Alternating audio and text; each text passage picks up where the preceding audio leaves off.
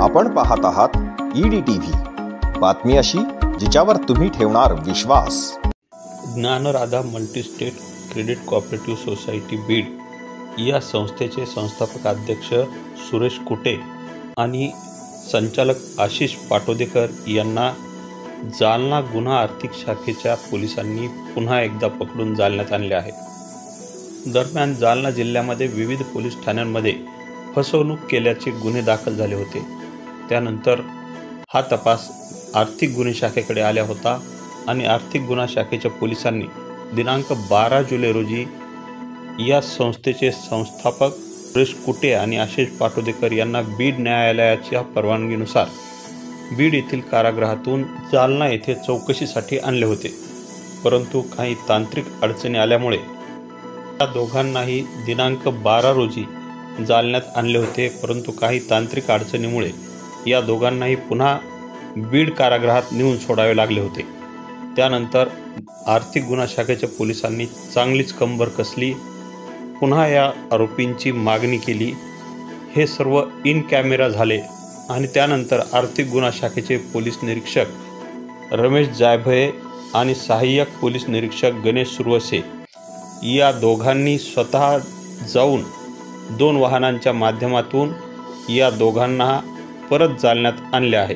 गुरुवार दिनांक 25 रोजी रात्री 9 वाजता आर्थिक गुन्हा शाखेच्या कार्यालयात आणल्यानंतर कुटे आणि पाटोदेकर यांची पुन्हा वैद्यकीय तपासणी करण्यात आली। शुक्रवारी या दोघांना न्यायालयात हजर केले जाणार आहे। याविषयी सविस्तर माहिती देत आहेत आर्थिक गुन्हा शाखेचे पोलीस निरीक्षक Ramesh Jaybhaye. Dnyanradha multi cooperative society या बँकेचे जे प्रमुख आरोपी जे आहे त्यांना आज रोजी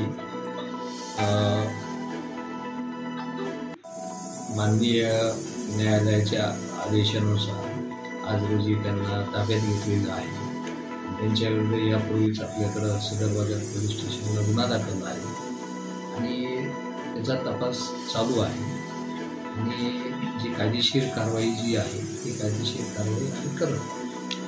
तक्रारी ह्या रोज वाढतच आहे। आपण लोकांना आव्हान केलं होतं की जे लोक याच्यामध्ये फसले गेलेले आहेत त्यांना आपण आपल्या माध्यमातून, वर्तमानपत्राच्या माध्यमातून किंवा आणि सर्व ज्या पोलीस स्टेशन इन्चार्ज यांनासुद्धा याबाबत लोकांना आव्हान करायला सांगितलं होतं। त्यानुसार लोक जसजसं लोकांना हे माहीत पडायला लागेल तसं लोक आपल्याकडे येत आहेत आणि तक्रारी वगैरे देत आहेत। त्या अनुषंगाने त्यांच्या तक्रारी घेऊन आणि त्या तक्रारीमध्ये रोज वाढ होते। त्यामुळे निश्चित लगेच आता एक आकडा सांगितला की उद्या परत तो वाढला जातो, तो वाढतो। आता आकडा जी आहे तो रोजच्या रोज वाढत चाललेला आहे। ज्यावेळेस याचा पूर्ण तपास होईल म्हणजे त्याच्यात किती लोकांना किती रकमेची फसवणूक झाली हा निश्चित आकडा त्यावेळेस सांगता येईल। आजपर्यंत कालपर्यंत किती तक्रारी आल्या अंदाजा? आतापर्यंत जवळ आपल्या जे सदर बाजारचा जो गुन्हा आहे त्याच्यामध्ये जवळजवळ 169 तक्रारी आलेल्या आहेत त्या अनुषंगाने। त्या अनुषंगाने आपण तपास करत आहोत। नाही, आर्थिक गुन्हा शाखेत काही परस्पर तक्रारी किंवा त्यालाच पूरक तक्रारी सगळ्या आपण सदर बाजारचा जो गुन्हा दाखल केला आणि त्याच्यामध्ये आपण लोकांना आव्हान केलं होतं की जे लोक फसले गेलेले आहेत त्याच्यामध्ये ज्यांची आर्थिक फसवणूक झालेली आहे त्या आव्हान लोकांनी जेव्हा पाहिलं आणि आपल्याकडे तक्रारी दिली तसे आपल्याकडे 169 लोकांनी आत्तापर्यंत तक्रारी दिली। या फक्त कोणत्या सदर बाजारच्या गुन्ह्याच्या आंबडच्या गुन्ह्याच्या अनुषंगाने अजून ते वेगळे आहे।